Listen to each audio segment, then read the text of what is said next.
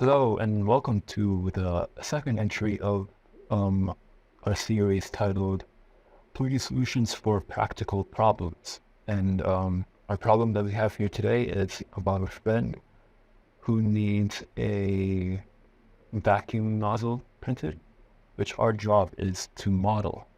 So our friend provided us with these measurements for us to work with. And since they didn't provide us or didn't let us know of what type of nozzle they wanted printed, I wanted to take this opportunity to sort of make our own, to give them more of a choice. So I found these images online. I'm searching up nozzle or whatever, and putting them to a reference panel for us to see our work as we compare our reference to the nozzles that we're going to print. So to begin, we're not going to start modeling yet, but while we're at it, let's delete the default cube. So unlike the previous object that we worked with, that being the clamp, um, this object is dependent on another object to work, whereas the clamp is independent. So going back to the clamp, it didn't really need exact measurements for it to do its job. It kind of worked on its own, where to help better explain with that, because our nozzle is going to be a dependent object, it has to attach to the vacuum hose for it to work. So for this nozzle, for these nozzles that we're going to model to work, it has to take these exact measurements for us to insert it to the nozzle, which our friend is gonna take upon themselves to print. So now to begin with actually getting this measurement right, we wanna look for the circumference of this inner entry hole. So it looks to be about and before that, because our friend started measuring from the outer rim of the nozzle, we want to look for the because we want to look for the inner circumference. We're gonna not count these two notches aside. So but aside from that, it's, with the notches counted, it's gonna look to be about 1 inch and 8/30 of an inch. So not with those notches counted, it's gonna be 1 inch and 1 1/6/30 of an inch. So now we want to put those values in a blender for us to work with, but Blender can't read fractions, so we gotta convert this into decimal first. So 1 6/32 of an inch converted to a decimal would be, yeah, if we could just search it up here.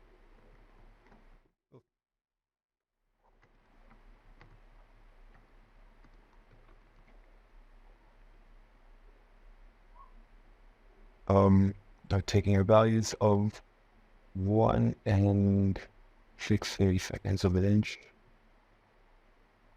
That would amount to about 1.1875 inches.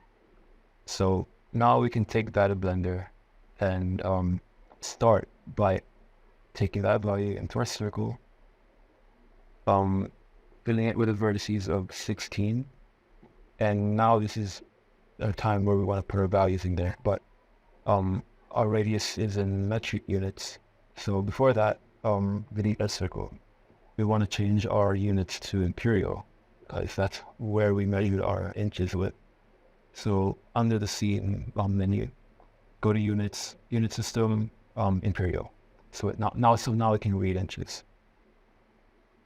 So we want to start again by adding a circle, making sure our vertice count is 16 with a radius of this is where our values are going to come into play now.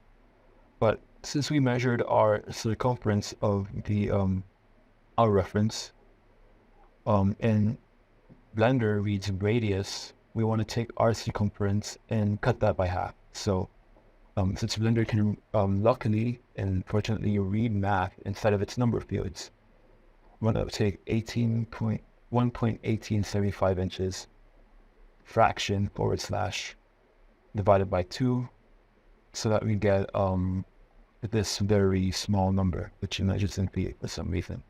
Now we just want to zoom into that. It's a very small object, but that's a good indicator, as our nozzle is also a small object on its own. And now to actually begin modeling, let's start with the easiest one here. So the small circle nozzle here is what we're going to start with, and the process is fairly simple. We'll begin by leaving this reference edge aside to here. We want to begin by getting that base done first. So we want to switch over to edit mode now. Oops. I want to turn my annotations on with this. Okay. So now you can follow along here on the bottom right. So with our edge loop selected, select this edge, alt left click, and we want to extrude that out for just a bit, like that. And now what looks like here is that it kind of recedes in to take on a smaller hole. And now we want to copy that process. So extrude out, scale it in. It doesn't have to match exactly to the reference image, as we don't have that luxury of modeling upon this reference on the background, as we've done in the previous video. So just to about roughly the shape of this, so like this here. And now I wanna looking for a taller, smaller entry hole. So again, extrude out, extrude up, using the middle mouse button to snap to any of these Cartesian points. You can to these points here. And so like extruding out with our middle mouse selected or held, middle mouse held, we can drag that middle mouse to snap to one of these axes here.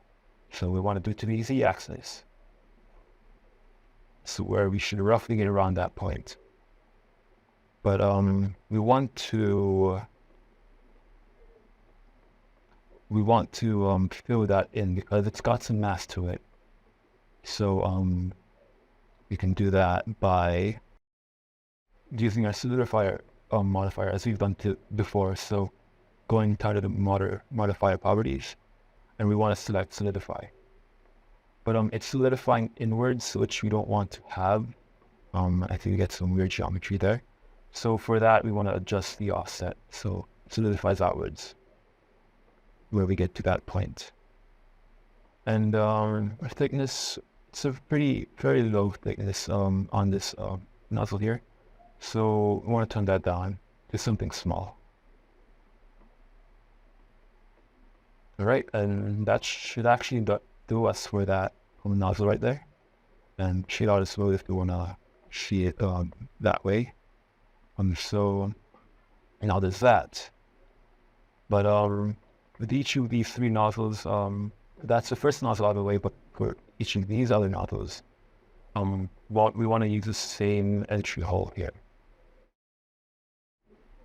Without applying our solidified modifier yet, we want to select this hole, which already has the measurement applied from our reference nozzle. Duplicate that. So Shift D to duplicate, and we want to make it its own object, so we can start modeling this circle upon this circle. So with that already duplicated, with the circle already duplicated, we want to select that by loose parts, so it separates this object away from this nozzle. So it should be a circle for us to be able to work it. And kind of don't want these outer circles in the meantime, so because it came with the modifier applied, we don't want that right now yet. Okay, so for our second object, we want to look to model this one here to its right. So it's like on a square pose, but with a circle entry point. And that's going to be a different thing, a quite different thing, but pretty much the same. So To start with that, as always, Alt left click to select that edge loop, extrude it outwards, and then where we get to this point here, we want to look to inset this this face here with a hole in it for now, for us to start working upon that to put this whole square prong upon it. So to fill this in the way we want it, is to go to face while in edit mode, on the tab up here, face grid fill, and adjust that offset so it aligns with these axes here. And next, or actually before that, just to make things easier for us, we want to extrude S, then add in our grid fills, and as well always adjust the offset. But as you notice, we have like these sort of like crooked lines, and we want that straight. So to get out of that, we want some, before getting onto that, we want some geometry to fall back on. So Control R on this thing here, then using the middle mouse button to adjust the number of that you can. You give yourself a bunch there, so we have some geometry, and then with one of these ends selected, and then because you want to put a hole in that as we've done with this, so with one of these selected, you want to go to the other end and Control left click, so it takes that path, that nearest path between them, and I want to scale that so it's like we might want to make it straight. So scale along this y-axis, so SY to a factor of 0. Oops. Do that again. SY0. Oh shit. Oh no. Okay. So I think what we have here is loose geometry, which should not happen. Okay. So from the top, inset or extrude, scale inwards, give ourselves some geometry by adding loop cuts, selecting this edge, Alt left clicking and select that loop, then go to fill, not fill, grid fill,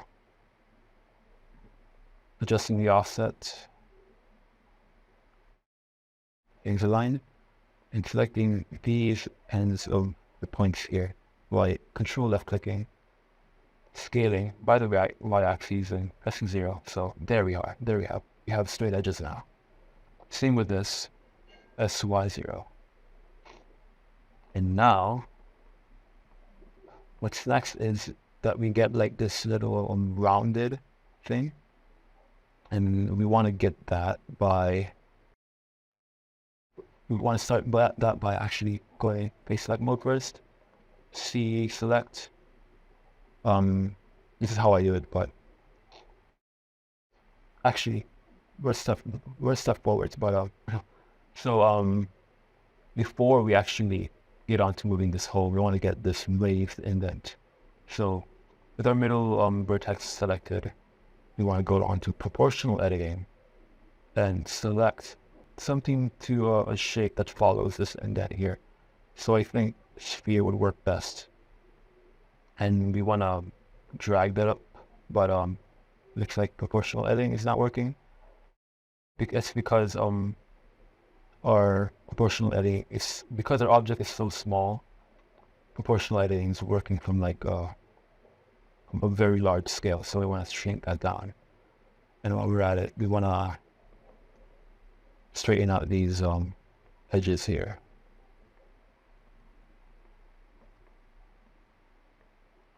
So something along like SZ0. Oops. How does that look? That works. So SZ0 to get that.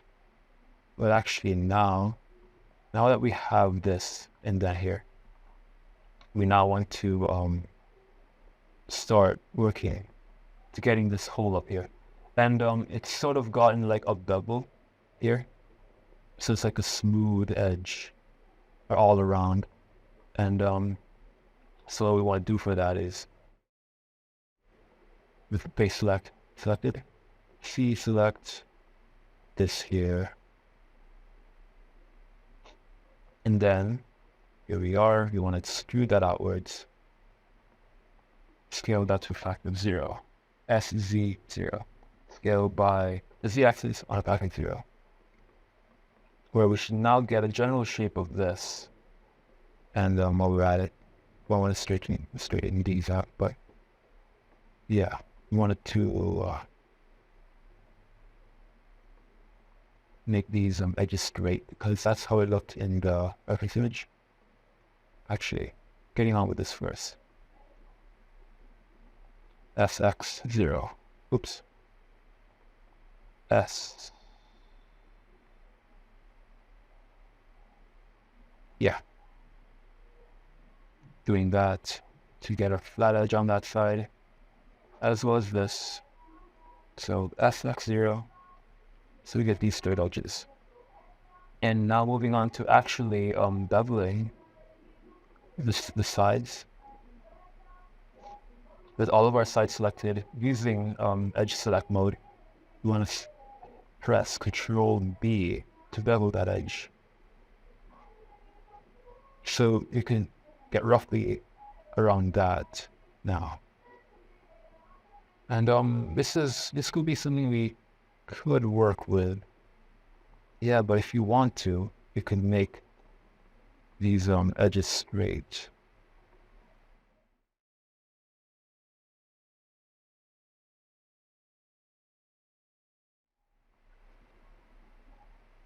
And do the very same thing as we've done before, scaling by and actually using factoring that to 0.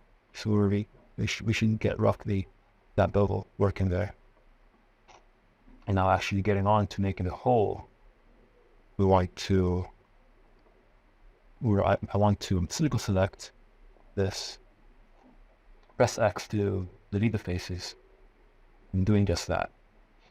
Where now we should get a roughly shape of this here. But now you notice that it's also gotten a like it's almost angled. And we can actually do that by alt left clicking on an edge to get it smooth. While we're in edit mode, we want to select shear. Then where we move that around, we get this effect to one similar to that of our object here. And as we've also done with this object on this nozzle, we want to solidify it, so we give it some volume. And as before, adjusting the offset so it solidifies outwards. Then adjusting the thickness of it to get roughly about that. And now everything looks good. We could actually just apply this as it is now. And to make life things easier for our friend, we want to adjust the size of this inner circumference. So when you're vacuuming things, like pressing GG first, G and G again to edge slide. Let's move this outwards, so it picks things up easier. Actually, adjusting that value again. Just something about that. And while we're at it, get shade smooth, auto smooth as before. And sometimes get these artifacts, but can't do much about them. But that works actually. So that's our second nozzle done, and now the third. It's gonna actually take the similar principles we've learned before. But as before, when we create a new nozzle, we want to duplicate this by Shift D, then separating that by these parts, so it becomes its own object, separated from this nozzle here that we moved it out of. as before, getting on with this new one, we want to look to extrude outwards first. So going to edit mode with tab, we could actually just select all, because that's all our object is right now. Selecting all, extruding outwards, and then we should add some geometry first. Where then, how we want to approach this is by, because again, this is a square hole coming through a circle inset or a circle entrance. And it's going to work a little different from how we did here. But first, what we want to do for that is add a plane, actually taking our measurements to roughly the circumference of the nozzle that we had before. So about 1.1875 inches, which should, where is it? Oh wow. I don't know where it is. Oh, okay. But again, adding, because it's actually adding from there, and because 3D cursor, because adding objects goes upon 3D cursor, because we position our 3D cursor to our active object. So again, our plane here with our which is already applied, our circumference. Let's move that up while we're in edit mode, or we're in object mode, but before then, we have to join these two together so they become easier to model. And so we can connect these two edge loops, because that's what we're going to do. We're going to turn this square outset from the circle entrance.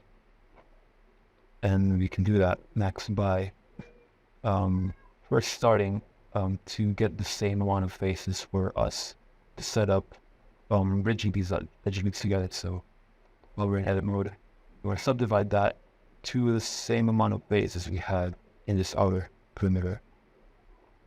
So 4x4 edges.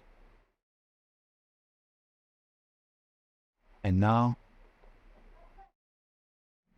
Alt selecting this to get its edge, and Shift Alt 2 and selecting these edges in edge mode selected. Now we want to bridge these edge loops together to get roughly the amount of the size of the faces as we had in this lower geometry. That's how we would want to approach this, is to give us more geometry to work with later, because what we're going to do next right after that is actually before delete these faces first. So select, delete faces, then selecting this edge again by Alt selecting with our edge select mode enabled. We want to scale this proportionally following this edge. So going to our proportional editing up here, selecting sharp, and then we want to scale the y-axis using our mouse wheel to control the rate of our proportions, to where we almost get like already a rough object, rough shape of our nozzle. Again, we want to complete this shape by extruding outwards, taking shear as we've learned in one of the previous nozzles here. So shearing along that axis like this. Oops.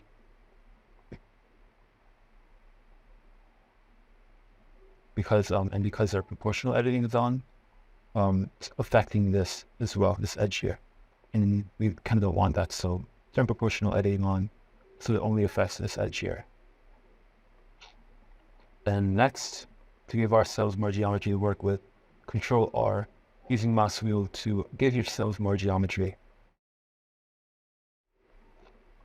And now we already have about the rough shape of our thing here. But because it's also beveled in a way as with this nozzle here, we want to apply that same principle with this as well. So getting onto that, selecting our edges here, Control, Shift, controlling, selecting one edge, and controlling to nearest path of the other edge that you selected. Shift, Control, just going through all these edges, doing Shift, Control, making sure we have all these edges selected. And where now we want to just double it. So. And you can use mouse wheel to control how much bevels you want, but just to give yourself something manageable, just one level is fine. And now we should have something like that, but as always, we want to give it some mass. We want to add a solidify modifier, adjusting the offset to 1, giving ourselves a little thickness to work with.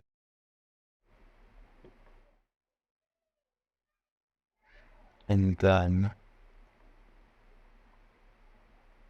actually just applying this modifier as it is now. Applying. Sheet all smooth. And to make life easier for our friend, of course, we want to edge slide this outwards. So GG, dragging your mouse cursor along, edge slide. To where now we have these three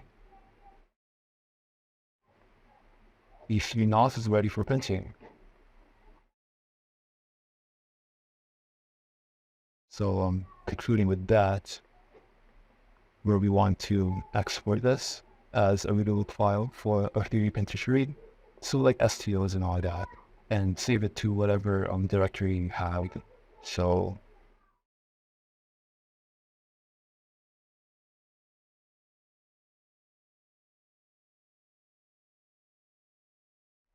right, that should have it.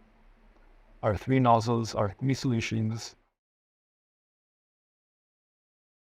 Yeah, and thank you for watching.